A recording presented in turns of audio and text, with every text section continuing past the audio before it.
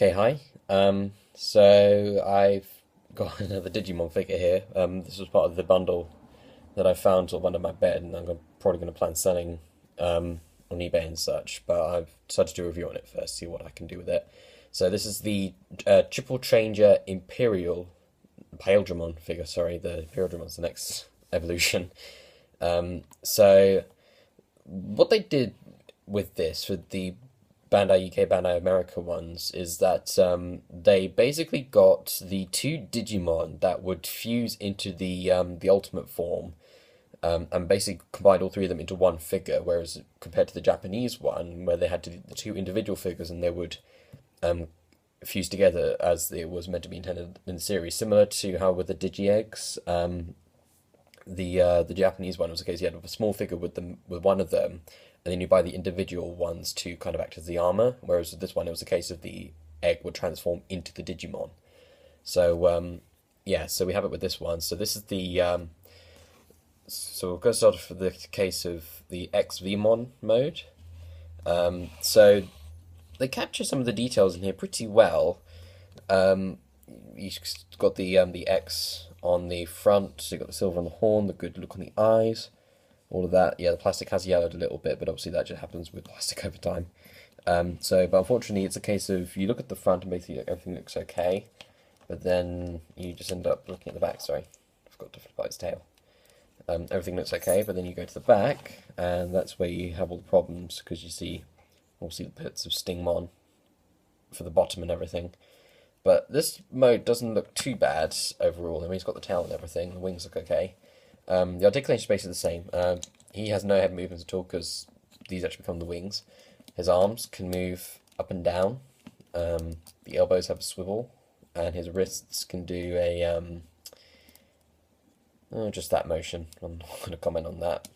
And then he does have waist articulation, but then obviously it's restricted because of the what do you call it? Just because of the transformation. His knees work quite well, and they actually do swivel the legs, and the toes also pivot up and down, and the feet are on a ball joint, so you know it's not too bad with the articulation. So that's pretty much it for this mode, and then obviously the main thing about this is that a triple changer, so it goes into the Stingmon mode.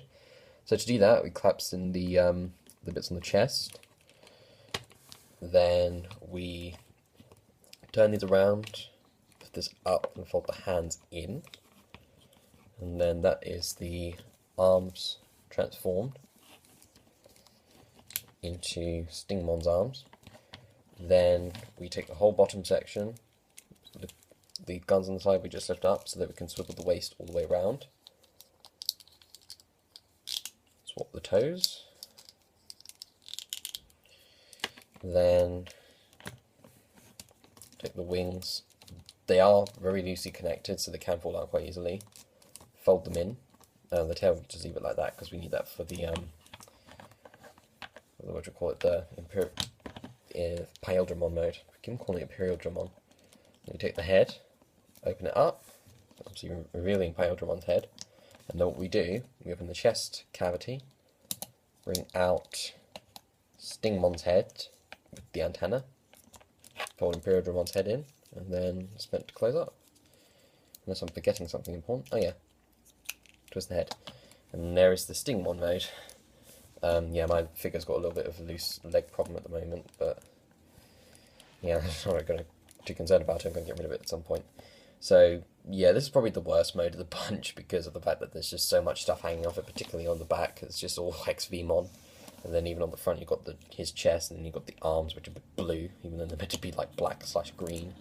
I mean, there's no paint on these stingers; they don't extend out like the Japanese one. His articulation is a little bit better. It's all the same, except he has head movement.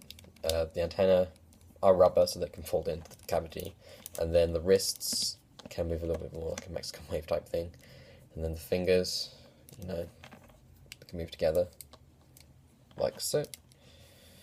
And then that's it for the Stingmon mode. Not much else to really say about it. They got the details that need to be there. I mean, they got the cuts on the hair, which is actually quite nice. And I mean, there's not much else to say. It's just like he's a bug Digimon, and that's it. So finally, for the Paildramon mode, we bring these pieces up onto the shoulder area, and then we open this up, bring out Paildramon's head.